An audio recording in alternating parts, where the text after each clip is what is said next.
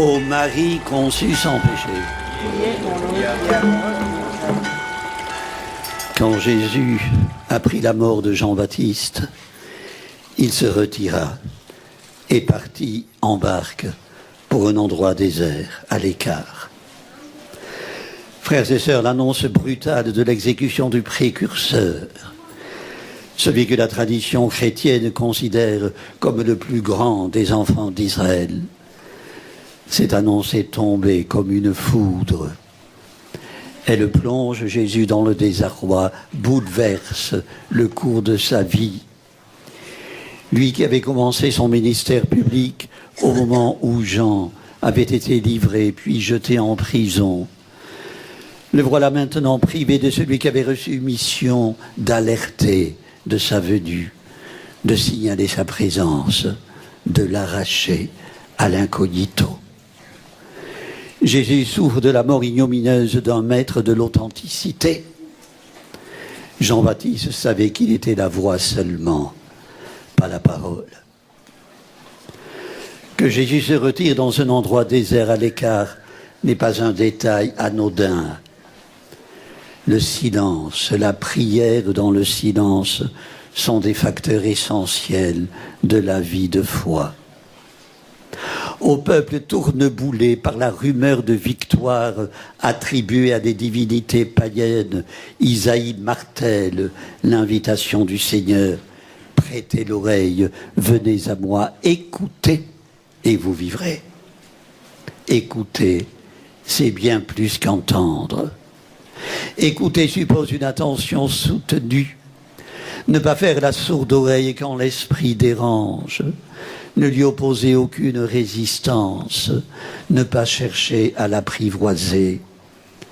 Écouter, c'est accueillir une parole qui surplombe, aide à garder la tête froide, à rester inébranlable dans ses convictions, si tragiques soient les nouvelles qu'impose l'actualité, à rester ferme dans l'espérance.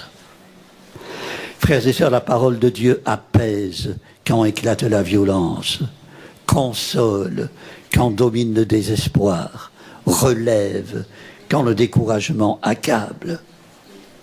Paul n'écrit pas autre chose quand il affirme que rien ne pourra nous séparer de l'amour de Dieu.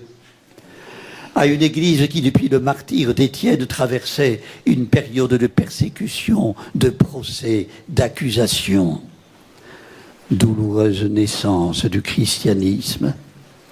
Paul rappelle qu'aucune force de mort ne peut vaincre le ressuscité.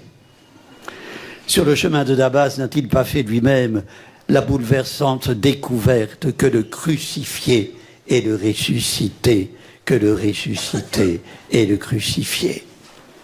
Une puissance de vie à laquelle rien ne peut faire obstacle. Frères et sœurs, cette puissance de vie, nous la voyons à l'œuvre dans la compassion de Jésus envers la foule qui le suivait. Compatir, c'est se voir dans l'autre, se projeter dans ce qu'il vit, partager avec lui.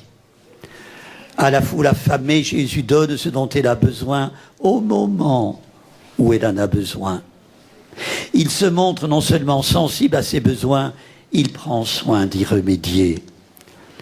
L'aspect conjoncturel de ce récit merveilleux ne doit pas occulter l'au-delà du merveilleux. La révélation d'un Dieu source de vie et de fécondité. D'un Dieu qui donne et non pas qui exige, d'un Dieu qui donne sans mesure. Rassasie avec bonté tout ce qui vit, dit le psalmiste. La surabondance est la marque de sa générosité. Frères et sœurs, de cette générosité, nous sommes les intendants. Donnez-leur vous-même à manger, dit Jésus aux disciples. Dieu n'agit pas sans nous. Nous ne pouvons rien faire sans lui. Il lui plaît de ne rien faire sans nous. Il compte sur nous. Il nous veut acteurs avec lui. Un avertissement à ceux qui s'installent dans une attitude de badaud, vivent au balcon et s'émeuvent à distance de la détresse des autres. Frères et sœurs, dans un monde d'agitation, de bousculade, de frénésie, où chacun est toujours à court de temps pour accomplir ce qu'il doit faire. La décision de Jésus de se retirer à l'écart dans un endroit désert est là pour nous rappeler que le règne de Dieu ne se manifeste pas à renfort de signes et de prodiges. Il agit discrètement dans le quotidien. Ne soyons pas de ces chrétiens qui préfèrent le spectacle au silence du royaume de Dieu, disait le pape François. Au faste et à la pompe, préférons la simplicité, la persévérance, la cohérence de Jean-Baptiste, qui nous a donné l'exemple d'une parfaite lisibilité entre ce qu'il disait et ce qu'il faisait. Ayons à cœur d'actualiser la compassion de Jésus, de mettre en acte le modèle qui nous a laissé d'une société juste et fraternelle, une nouvelle manière de donner, non pas de recevoir ou de prendre, une nouvelle manière de servir sans asservir.